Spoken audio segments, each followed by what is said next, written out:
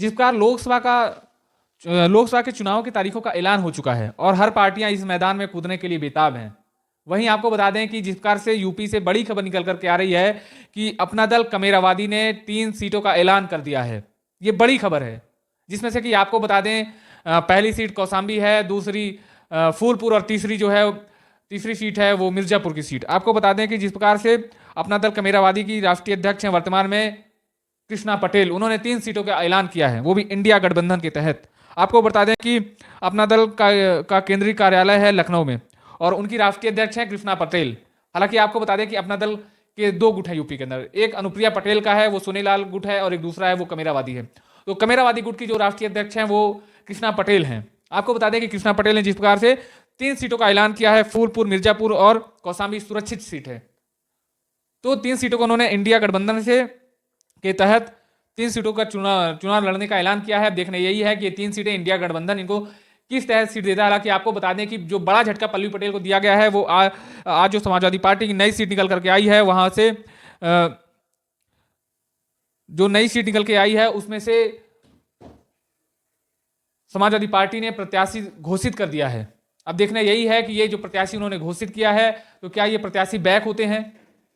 अगर बैक नहीं होते तो क्या अपना दल कमेरावादी की राष्ट्रीय अध्यक्ष जिस प्रकार से ऐलान कर चुके हैं 3 सीटों का, क्या अखिलेश यादव उनकी 3 सीटों को देते हैं? हालांकि आपको बता दें, जहां तक कयास लगाए जा रहे हैं कि फूलपुर से पल्लवी पटेल स्वयं लड़ना चाहती हैं और मिर्जापुर से अपनी माता को लड़ाना चाहती हैं, ऐसा सूत्रों के हवाले से खबर। अब देखना यही होगा कि ये कितना कारगर साबित होगा। क्या अखिलेश यादव इनके 3 सीटों के ऐलान को जो उन्होंने ऐलान किया है, क्या इनका समर्थन करते हैं? क्या 3 सीटें अखिलेश यादव जी इनको देते हैं? देखने वाली बात यही होगी। हालांकि आपको बता दें कि कौसाम्बी की सीट जो लोकसभा की है वो सुरक्षित सीट है और वर्तमान में पल्लवी पटेल जो है सिराथू से विधायक हैं समाजवादी पार्टी की। हालांकि आपको बता दें कि वो उनका अपना दल है, वो अपना दल कमेरावादी है, अपना खुद का उनकी पार्टी है, लेकिन वो समाजवादी पार्टी के सिंबल से 2022 का विधानसभा चुनाव उन्होंने लड़ा था और यूपी के डिप्टी सीएम केशव प्रसाद मौर्य को उन्होंने शिकस्त दी थी। अब देखना यही है कि जिस प्रकार उन्होंने ये दावेदारी की है, क्या पल्लवी पटेल बड़ा झटका देने की तैयारी में है अखिलेश यादव को?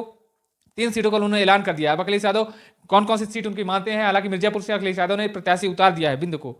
अब देखना यही है कि अखिलेश यादव क्या पल्लवी पटेल को फूलपुर से मैदान में उतारते हैं, क्या उनको फूलपुर की सीट और मिर्जापुर कौसाम्बी की सीट देने वाले हैं? हालांकि आपको बता दें कि पल्लवी पटेल मुखर होकर के फूलपुर में भी उन्होंने जनसभाएं शुरुआत कर दी है और फूलपुर में भी वो जनसभा कर रही हैं और क्षेत्र में काफी सक्रिय भी दिखाई पड़ रही हैं।